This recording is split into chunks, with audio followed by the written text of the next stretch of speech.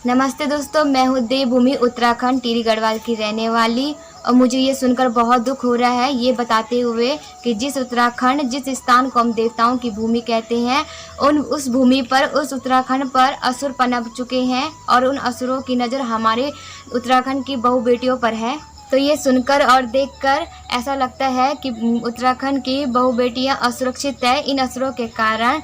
और जिस देवभूमि को, जिस उत्तराखंड पे हम गर्व करते थे, जिस देवभूमि को हम पूजनीय मानते थे, उस देवभूमि में ऐसे घिनौने और नीच काम हो रहे हैं।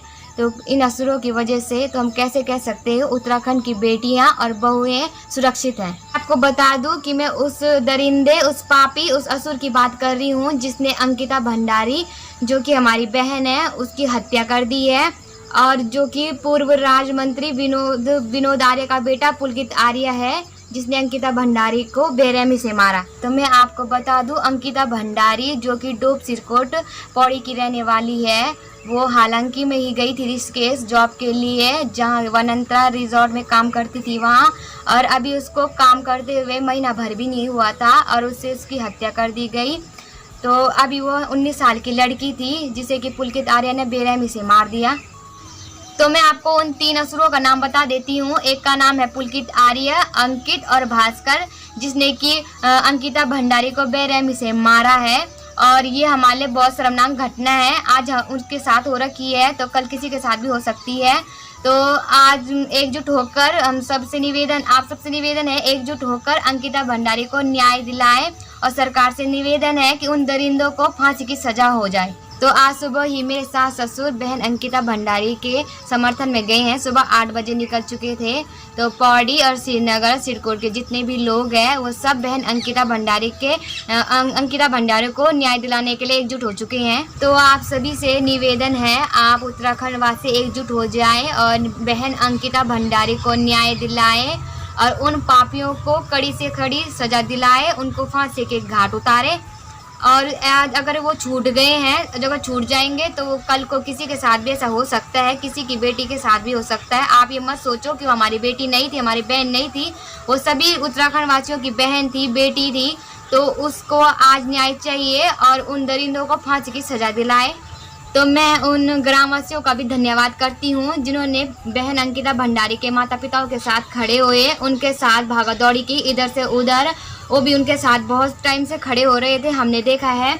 तो उन्हीं का मैं धन्यवाद भी करती हूँ जिन्होंने कि एकजुट होके वो बहन अंकिता को न्याय दिला रहे हैं। और ऐसे ही न्याय दिलाएं और तब तक ना छोड़े जब तक उनको, उन दरिंदों को फांसी की सजा ना हो जाए। तो आप सभी सोच सकते हो कि उस माँ बाप पे क्या गुजरी होगी जिनकी एकलौती बेटी थी, उस भाई पे क्या गुजरी होगी जिसकी एकलौती बहन थी। और जिस माँ ने 9 महीने अपने पेट में रखा, उस फूल सी बच्ची को बड़ा किया और इसलिए किया था ताकि वह पुलकित जैसा असुर उसको नोच नोच के खाए। तो उत्तराखंड की नारियाँ अब जागरूक हो जाओ और आपसे यही निवेदन है कि उसको बहन अंकिता भंडारी को न्याय दिलाओ, ताकि जैसे पुलकित जैसे राक्षस उस ऐसी हरकतें दोबारा ना करे और उनको कड़ी से कड़ी सजा दो। और तब तक ना छोड़ो जब तक उनको फांसी की सजा ना मिले। और मैं तो बोलती हूँ उनको फांसी की सजा मत दो, उनको बीच चौराहे पर जला दो, अच्छी तरह से जला दो, ताकि ऐसा कोई नीच हरकत कोई दोबारा ना कर सके। तो सरकार ने एक नारा दिया हुआ है, बेटी बचाओ बेटी पढ़ाओ। तो पहले इस नारे पे अमल करें तब जाके बोले, क्योंकि नारा देने से कुछ नहीं होगा। जब तक बेटियां सुरक्षित नहीं होंगी तब तक इस नारे का भी कोई मतलब नहीं है। तो सरकार से निवेदन है कि महिलाओं के लिए, बेटियों के लिए कुछ ऐसे कानून बनाएं जो कि उनकी सुरक्षा के लिए हो, केवल सुरक्षा के लिए हो, ताकि वो सुरक्षित रहें, जहाँ भी रहें सुरक्षित रहें। और आप सभी से निवेदन है कि बहन अंकिता भंडारी को न्याय दिलाए और उन असुर, उस पापी पुलकित को फांसी की सजा हो जाए, क्योंकि बहन अंकिता भंडारी की आत्मा को तभी शांति मिलेगी जब उन दरिंदों को फांसी की सजा हो जाएगी। और सरकार से निवेदन है, मोदी जी से निवेदन है कि बहन अंकिता भंडारी को न्याय दिलाए और उन दरिंदों को फांसी की सजा हो जाए।